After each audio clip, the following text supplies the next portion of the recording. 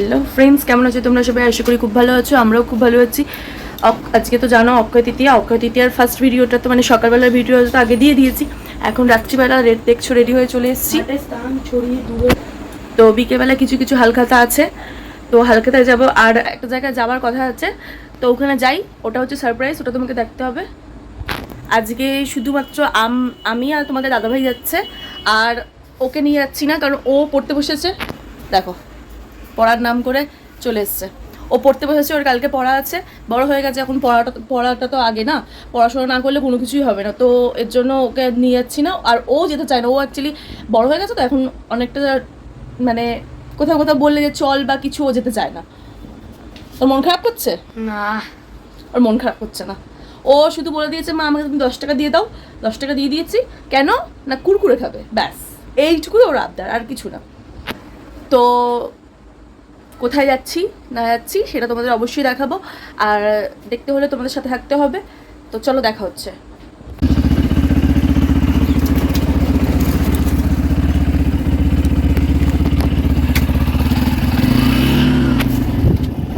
তো গাড়িতে উঠে গেছি, আমার দাদাভাই গাড়ি চালাচ্ছে। তোমরা হয়তো ভাবছো আমি একা একা বকবক করছি, কিন্তু না, দাদার সাথেই বকবক করছি। আর ক্যামেরাটা আমি সাথে রেখেছি, কারণ তোমাদের তো দেখাতেই হবে। দাদা তো কমই বকে, আমিই বকবক বকবক করতে করতে যাচ্ছি।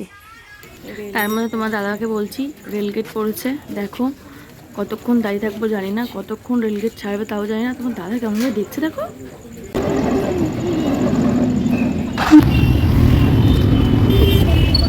এত সুন্দর একটা মনোরম পরিবেশ, আর এত সুন্দর ওয়েদার, আর এত সুন্দর হাওয়া দিচ্ছে, মনে হচ্ছে তো সেই গানটা গাই। তার মধ্যে দাদা বাইক চালাচ্ছে, মনে হচ্ছে এই গানটা গাই। কোন গানটা বলো তো? তোমরা কি ভাবছো কোন গানটা? এই পথ যদি না শেষ হয় তাহলে কেমন হতো তুমি বলো তো। গান করতে করতে তো চলেই এসেছি। কোথায় বলো তো? দেখতে পাচ্ছ, আশা করি বুঝতেই পারছি কোথায়। এখানে দেখো কেন বলো তো, মারাত্মক। এটাই হচ্ছে আমাদের ডেস্টিনেশন। চলো চলো চলো, চলে যাই, আমাকে নামাও। আলটিমেটলি চলে এসেছি আমরা আমাদের ডেস্টিনেশন। কি বলো তো? ডেস্টিনেশন দ্বীপবাপী। দেখতে পাচ্ছ আজকে ফার্স্ট ওপেনিং, এত ভিড়, আর কাউন্টারটা কত সুন্দর করে সাজিয়েছে দেখো। হাজব্যান্ডকে তো লাইনে দাঁড় করিয়ে দিয়েছি, বললাম দাঁড়িয়ে থাকো। আপাতত ও দাঁড়াক, আমরা ততক্ষণে আমাদের কাজ করি, যেটা হচ্ছে আমাদের ব্লগ করা, সেটা করতে থাকি। তো আমরাও পারি না বাঙালিরা এতক্ষণ ধরে লাইনে দাঁড়িয়ে, প্লাস হচ্ছে আমাদের বিরিয়ানি খেতেই হবে, কিছু করার নেই। ঠিক আছে, দাঁড়াই।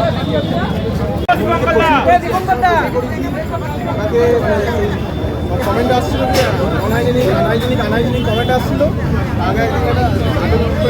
ঠিক আছে, ওটা একটা রোস্টেড ভিডিও ছিল, ঠিক আছে, কোনো অসুবিধা নেই। ও ভাই হয়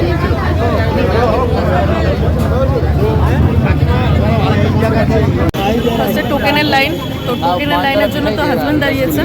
এখানে পার্সেল যারা নেবে তাদের জন্য একটা লাইন, তো দাঁড়িয়ে পড়লাম। আপাতত তো দাঁড়িয়ে থাকি, দেখানো তো তারপরে। সো এখানে দেখো মোটামুটি সবাইকে, কয়েকজনকে সাজিয়ে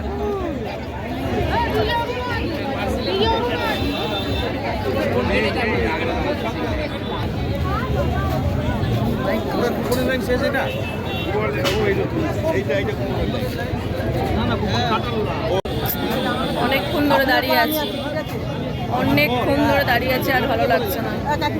তার মধ্যে যদি হয় দ্বীপবাপীর বিরিয়ানি, সেটা তো একদম লাগাম ছাড়া ভালোবাসা। বিরিয়ানি এমনিতেও আমরা বাঙালিরা বিরিয়ানি লাভার, প্লাস তারপরে দ্বীপবাপীর বিরিয়ানি, কোনো কথাই হবে না বস। সেরেছিল তো ওনাকে আমি জিজ্ঞাসা করলাম কি সেরেছিল, তাই আচ্ছা। দেখতে পাচ্ছ এই দাদাভাই গোপাল ভাই সেরেছে। আলটিমেটলি দাদা চলে এসছে কুপন কেটে। ওখানে দাঁড়িয়েছিল, লাইনে দাঁড়িয়ে আছে। তারপরে আমি তো কতক্ষণ ধরে পার্সেলের জন্য লাইনে দাঁড়িয়ে আছি, তাও দেখি লাইন শেষ হচ্ছে না। বিরক্ত হয়, ভাবলাম মতো এক্ষুনি হয়তো হয়ে যাবে, কিন্তু দেখছি এগোচ্ছেই না। তারপরে তো দাঁড়িয়ে আছি, দাঁড়িয়ে বলেছি নেওয়া যাবে। ঠিক আছে।